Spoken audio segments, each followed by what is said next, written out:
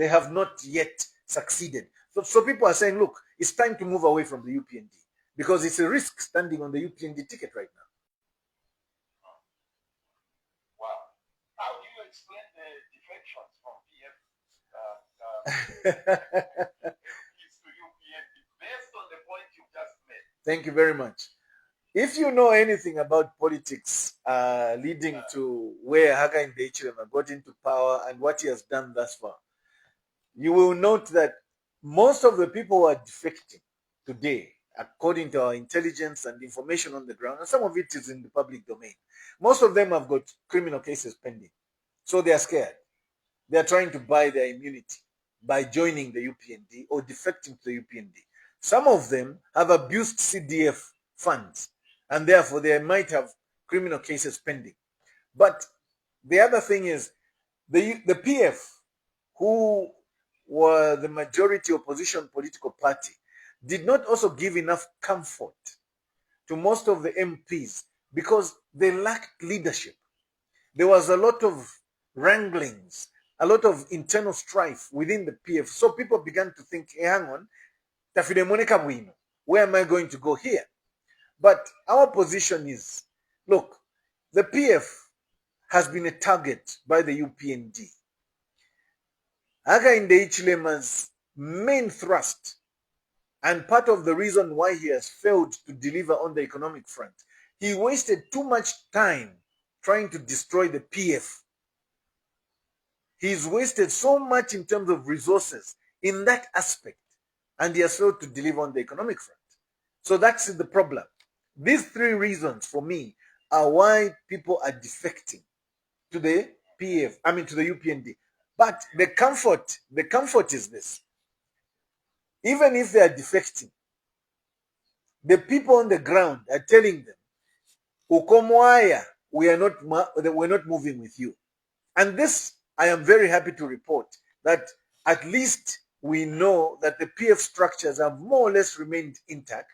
And we know that the partyless Zambians, who are the majority, those that don't belong to political parties, those people that just stand on the fence, they have lost so much confidence in the UPND. So that is what is giving us hope. Interesting. All right. Before we continue our conversation, let's take a short break here. I want to promote a young entrepreneur. No problem. No problem. No problem. Some amazing work. All right. So I am here to share the surprise, as I said during an interview. So that there is a surprise for Pastor Nathan Nkama that I will be reviewing in just a few days. So here is the portrait that I did for Pastor Nkama and his wife. Look at how beautiful this portrait is looking. And get to be with us as he also do the video with the portrait immediately when he received this portrait. Thank you for watching. So girl Joyce, popularly known as you Joyce, the portrait maker. Yes. All right. You all remember that 2 weeks ago I hosted that young lady on this show, and she needs a commercial printer to do that kind of work that she's doing. Joyce is not asking for a handout from the government. She just needs support to build and boost her business. That is encouraging. And I'm glad that my guest today is very strong on youth, youth programs. We're going to come to allow him to talk about that. KBF, that young girl came on this show. Mentioning about the government. She's just persisted and pushed through life to make a living for herself. So I've created a GoFundMe on the ZBTRT Facebook page. Please go there. Let's support Joyce and make a contribution to help her buy her own printer. And she wants to create jobs and employ other youths. That's the reason I'm doing this. Her story touched me and encouraged me. And I supported her. She didn't do that portrait you see of me and my wife. I paid for it. Well done. Well done. She wanted to do a complimentary portrait for me. I said, no, I am going to pay for it. That's the only way I'm going to support you. So everybody, go to the ZBTR TV Facebook page. We created a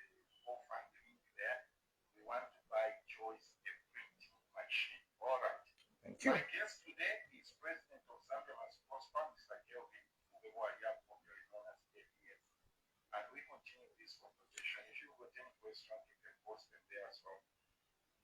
Outside Lusaka, where is your strongest base to win constituency and secure parliamentary numbers? We're everywhere, Vanathan. We're everywhere. If you know that I'm a political animal, my father was a politician, and friends with your father as well. So we have learned the ropes from the late Kapwepwe and the UPP days up to now. So we don't just concentrate on one place. No, we are everywhere. I am glad to report that we have candidates vying to stand on Zambia Must Prosper across the country. You'll be shocked that in places where you may not think Zambia Must Prosper is, we have already infiltrated. Why? Tubombange mfuko ifwe. Tuingira panchi. Twaimba. Twayafika noko abantu tabaleta expect. You know, during the youth celebrations and Women's Day celebrations somewhere in March this year, people were shocked to find the t-shirts of the party and my portrait on there. As far as Ikeleng in Northwestern Province, as far as Chavuma, Zambezi, as far as Shangombo, they were saying, how did you get there? I said, Ichalo bateko bushiku. We know these things and we can plan because we've been there. We know how to plan. So we are strong everywhere.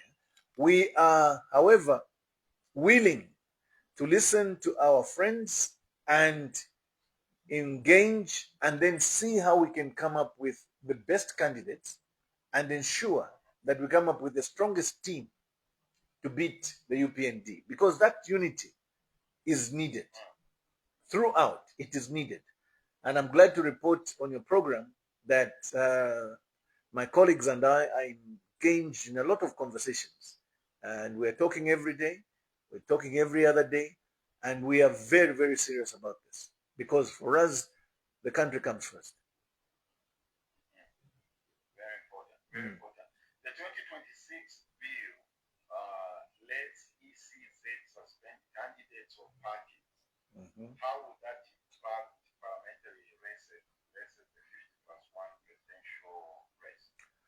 Well, the Electoral Process Bill of 2026 is not exactly a new bill per se. Some of the things the Electoral Commission of Zambia was able to do even in previous elections. But the ECZ will not suspend candidates or political parties nilly-willy. You must do something serious for the ECZ to suspend you. For example, I don't know what election that was. I think it was 2016. Yeah, I think 2016. The PF and the UPND, or one of them, got suspended somewhere here in Lusaka and Southern Province for a period of close to 10 days because of violence. So it is up to us as politicians, as leaders, to educate our people, especially by youth. You know, kubeba fiati ulubulifiko. We have a statement in Zambia Must Prosper, especially to the youth. We say, kulwa no Bayufi kulwa no. We don't want our youth engaged in physical violence. I like that. So as long as you're not engaged in fraud, you're not engaged in fights, physical issues and things, I don't see any reason why the ECZ must suspend you. But we are aware that we must have our youths as our security. We must have our youths as protecting some of our leaders, because the UPND has already begun to hear footsteps in the background, and they're very, very scared, and they are going to be the violent party. Right now, they are showing propensities of violence. Yeah, because the concern is that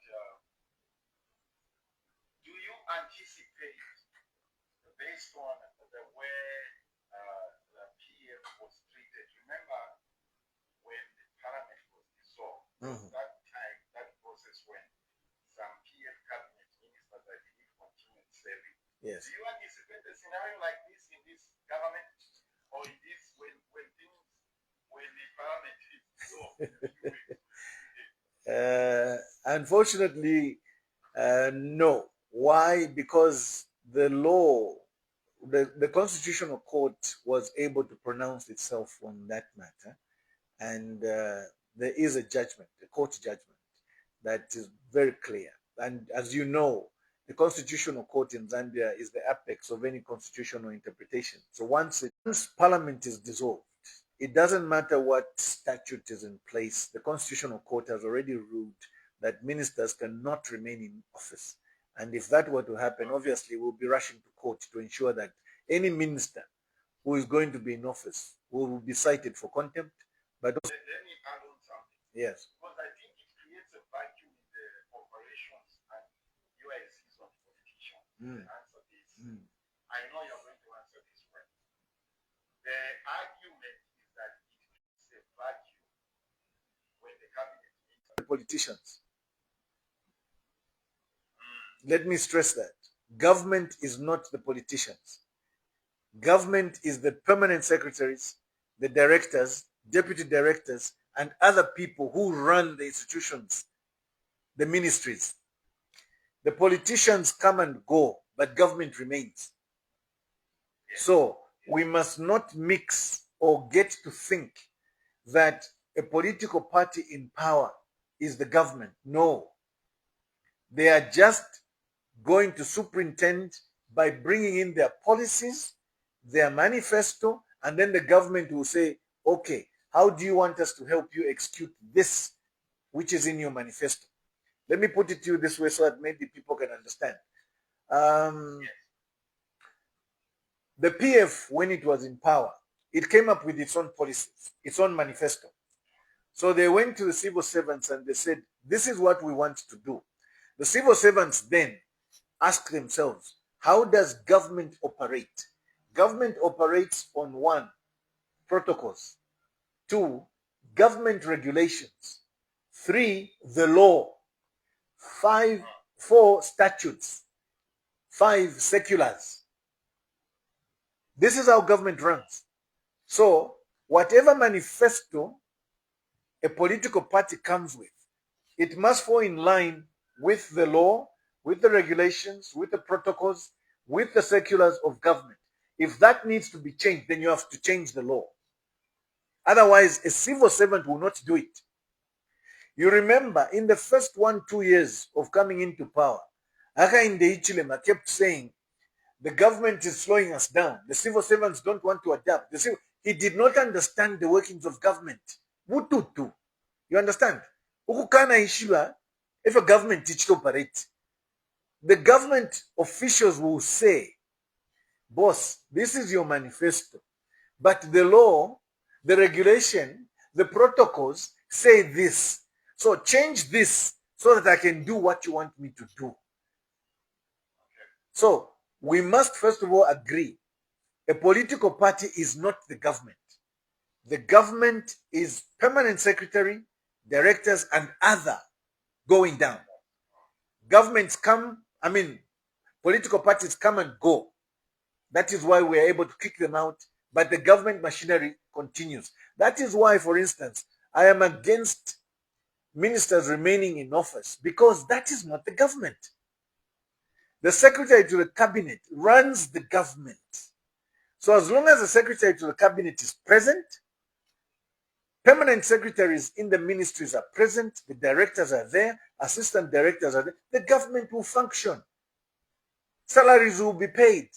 Ministers don't sign checks for civil servants to be paid. The checks are signed by controlling officers. Who are these officers? Permanent secretaries. So we must distinguish that. It is the lack of education, the lack of understanding. It took the UPND 2.5 years to understand the workings of government. And this is disappointing, because this is a political party which was in opposition for 23 years plus. Who can I issue a thing to? You understand? Why South Africa? If you know, I want this done.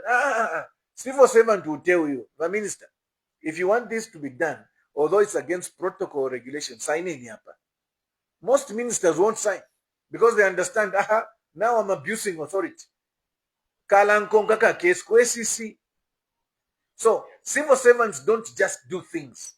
They always insist on regulation, protocols, statutes, SIs, seculars. Without that, a civil servant will not do it, no matter the pressure. And if he does it, the first thing is going to lodge a complaint. Bali mpatikisha okukiteefu. Empire. Makes sense. Here's the question everybody has been waiting to hear. Yes, yes. Are you running for president? Yes. I'm here. Straight to the point, Vanathan. Mletwishika. Ichanguka efyo kwasuka. How we are running, Vani? You are running for president. We are in the race. I'm here to correct the mistake we made in 2021. Hakainde Hichilema should not be in State House. He has messed up this country. That's the mistake we made. There is this argument I'm sure you've heard. Okay. More presidential candidates on the ballot, HH wins. One, if there are only two candidates on the ballot, HH loses. I want you to speak to that. It's a very good argument to make. And we are going to get and cross that bridge once the final list comes out. Remember, the fact that 15 or 16 people have paid the 100,000 doesn't mean that all of them will be on the ballot. No. There are other qualifications that a presidential candidate has to meet. One, the Registrar of Societies has got a list of political parties. You must be a president of a political party to run on that political party. The Secretary General or the president of a political party must sign your nomination. You of the party on which you want to stand must sign your nomination. But also, the ECZ and the Registrar of Societies, when we were at Mulungushi as politicians, listening to them, it appears they are going to have some criteria of making sure that whoever is on the ballot is qualified and holding that position. Let me say this. Questions arise. Do you, as a political party, have a national character? This is under Article 60 of our Zambian Constitution. Because you can't say I'm a president of a political party and your party is only found in Lusaka. Because in the 9 other provinces, who are you representing? You understand? You've got to have representation. That is why they require the 100 supporters to come from the 10 provinces. Each province must produce 100 minimum. At least you must show that. In addition, if you are the president of that political party, you must appear at the Registrar of Societies on the list of members so that they know that you are the president. And the Secretary General signing your nomination must appear at the Registrar of Societies, plus other things. So a lot of people may not meet that threshold. There's an argument also by Nathan. Some people are saying they might stand as independents. That's a good, you just addressed the question I wanted to ask. They are going to stand as independents and they do not have the Secretary General to sign off like you have said. So let me just educate my friends and those in the diaspora. Those who want to stand as independents, with the greatest respect, and I speak with my humble little experience as a lawyer, they're taking a very high risk. Why do I say that? They're taking a high risk because information reaching us is that we know from intelligence and other networks that we have, they are going to face legal challenges. Some people have been lined up. I won't say by who, but you can guess. They are going to go to court, to the Constitutional Court. Lined up to do what? To litigate, to sue those people who want to stand as independents. Because the first question they're going to ask is, you want to superintend over the affairs of a country as an independent presidential candidate. How accountable are you going to be? 1, to whom are you going to account? 3, where are you going to get your members of parliament? Because you must form government, cabinet. You must pass legislation. How are you going to pass the budget? So that we know already. There will be legal challenges. Now, if you look at the composition of the Constitutional Court, I don't need to tell you what the outcome of such a case will be. It's very simple. You can do the math. Hakainde Hichilema has packed the Constitutional Court with his appointees. So where do you think that result is going to go? So for me, it's a question of being mischievous by people trying to say, no, I can stand as an independent, trying to test the Constitution. Yes, you can test the Constitution, but I know what the likely result is going to be. When the Constitutional Court rules, that's final. That's the end of the story. Part of the theme of this discussion, part of it is part of the 2026 general elections. What's the biggest risk in your view to a credible 2026 election? Rigging. Is that possible? Yes. I've run elections. Nathan, I've been running elections for a long time. A very, very long time. That's why I brought you here. Mkwai. I want to say this to the Zambians here at home and the Zambians out there in the diaspora. Look, rigging of elections is not an event. It's a process. Rigging of elections does not occur just on the day of voting. No, it's a process. In other words, look at how the UPND has been structuring its electoral process. The passing of Bill 7, for example, even after the Constitutional Court said Bill 7 is an illegality, they pushed it. But do you know who let us down in Bill 7? The PF, opposition PF. They all voted for Bill 7 for one reason or the other. They can't convince me that they didn't vote. I looked at the numbers and I saw they let us down. Those people who are supposed to whip themselves into making sure Bill 7 fails, for one reason or the other, they let the Zambians down. Bill 7 passed. That, if you look at the contents of Bill 7, you begin to understand. And when you look at statements being made by Hakainde Hichilema as president, when he says, for example, if we didn't pass Bill 7, we're going to lose the 2026 election. What does that mean? This is a president. No one asked him. He just makes a statement like that. You know, when you're doing something wrong, your subconscious talks to you and you let the cat out of the bag.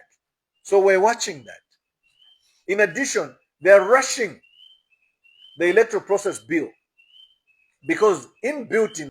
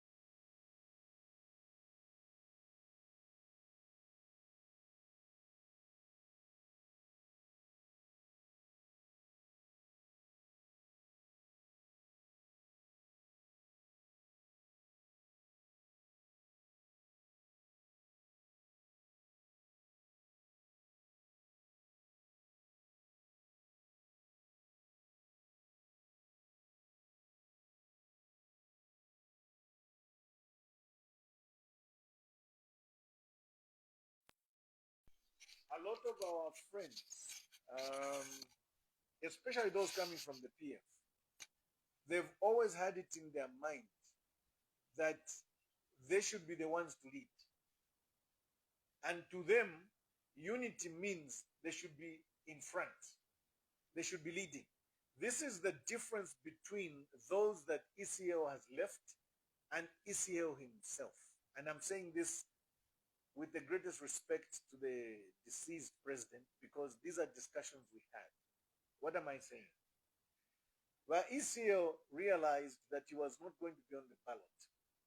But ECL conceded when the Constitutional Court disqualified him and said you can't be on the ballot and you've run 2 times and that's the end. So when we began to have these conversations, ECL said, I know PF Nabanyonga, PF will not be on the ballot, and I know Iwe Kelvin, your friend, will not allow anyone from PF to be on the ballot. That he conceded.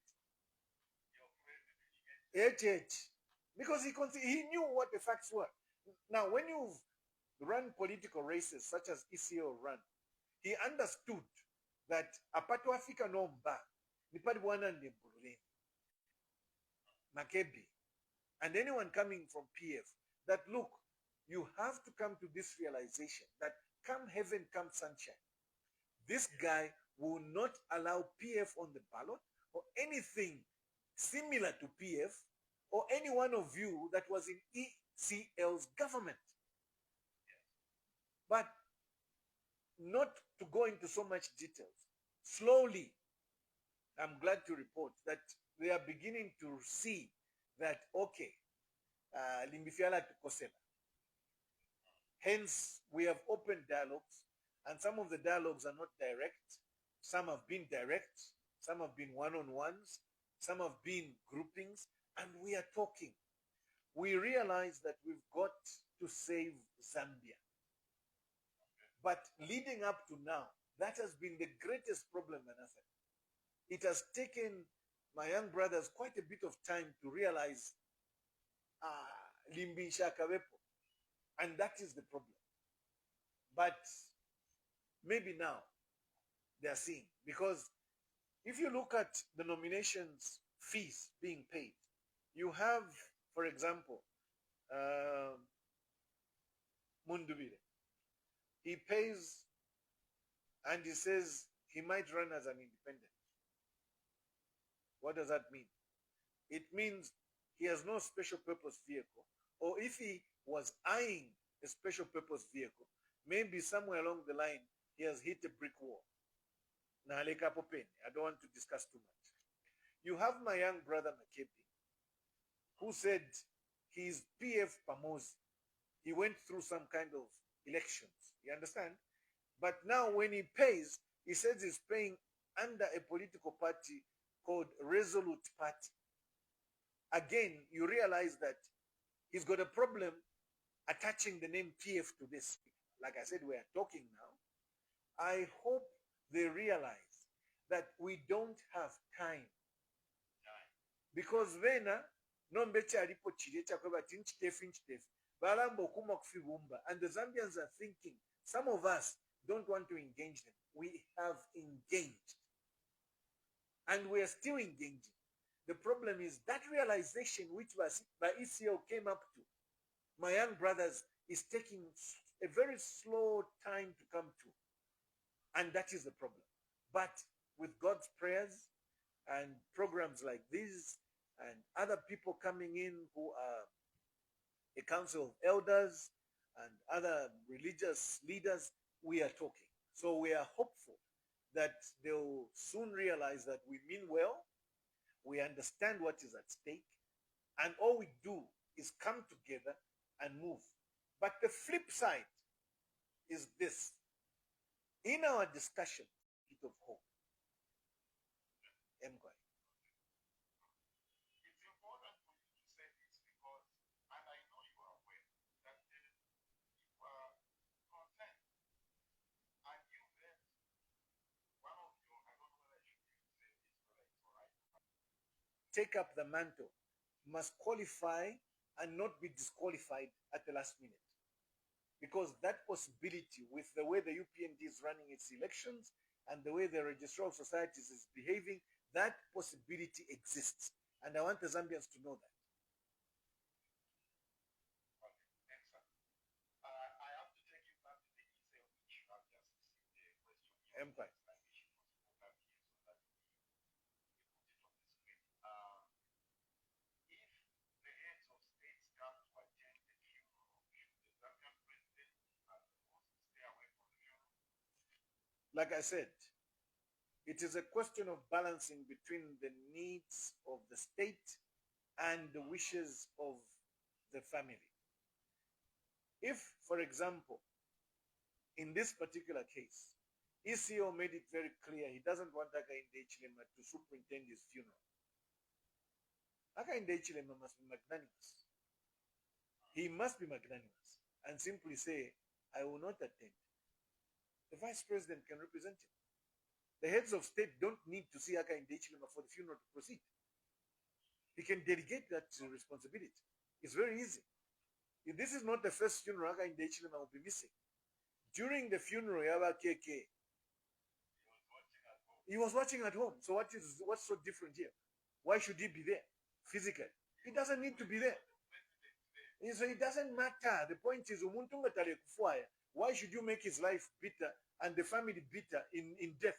It doesn't make sense. In England, never go after I'm going to go to the vice president. I will take a win for the day. I watch from home. And if he had done that a long time ago, we're not chafing it to repeat up. As we conclude, Okay. now I want to bring in your legal expertise. Okay.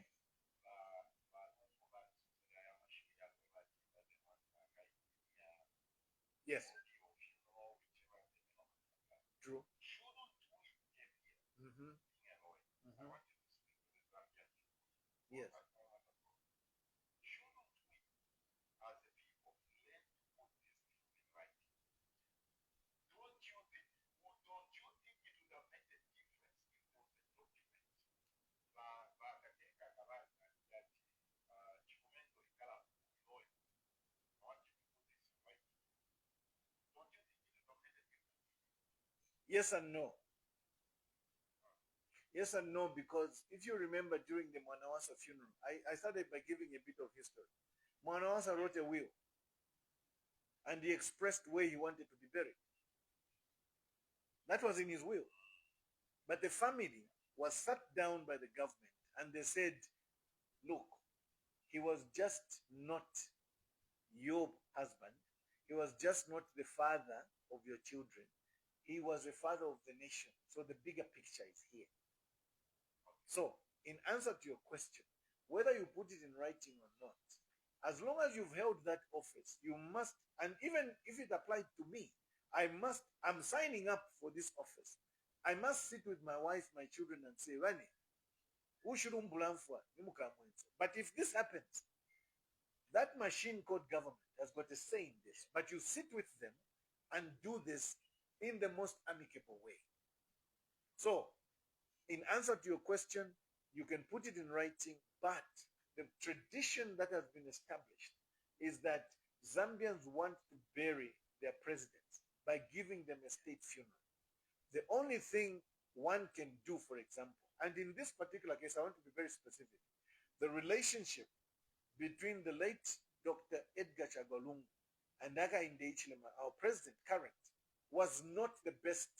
And that is why it led to ECL saying, it's on record, it's on videos, he said it many times to many people, I don't want this guy to attend my funeral.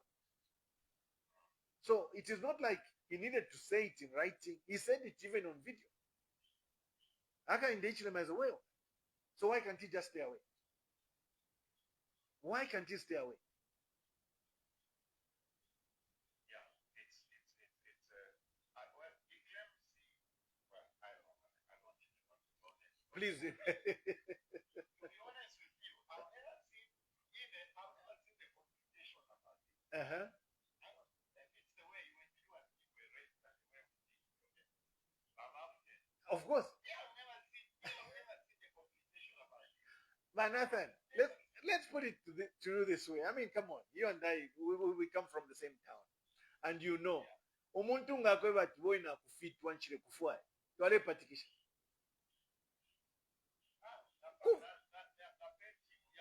Kumfumamo. Wajoina kwabena waitina, kwabena wadena, kwabena nani huko. Wafumamo muri team. Why do you have to force yourself? Even if you're the commander-in-chief, you've got a vice president. You're not the only government. The vice president can represent the government. The secretary to the cabinet is government. The protocols are run by the secretary to the cabinet, not state house. So what is Hakainde talking about? No. When the president dies, secretary to the cabinet takes over. Not even state house. The president, the former president who has died, is government trophy. It is the secretary of the cabinet's office that runs the budgets and everything else, not state house. So nisho kukosho mutu. Tasha wamecho yo. Sorry, naina na kumufurira. Nika language. Mwalisho mo tulanda kaini. Correct. My brother, thank you so much. I need to make a point here. I've reached out to maybe those who work with them, who are in their team. About Louis, Gary. I've been trying to do everything possible for every candidate to come in and engage the diaspora.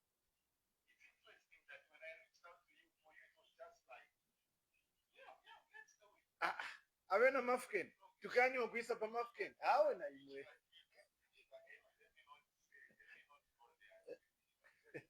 just want to say thank you, my brother, for doing this.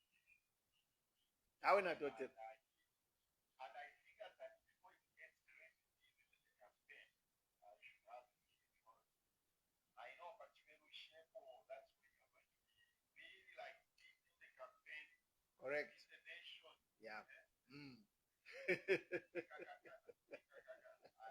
don't know whether I'll be able to talk to you, Captain Chibera, but thank you. Ladies and gentlemen, Zambia must prosper president. Nadotera mkwai. Nadotera sana. Yeah. Lesa pale. All the best, my brother. Thank you. Cheers. Bye-bye.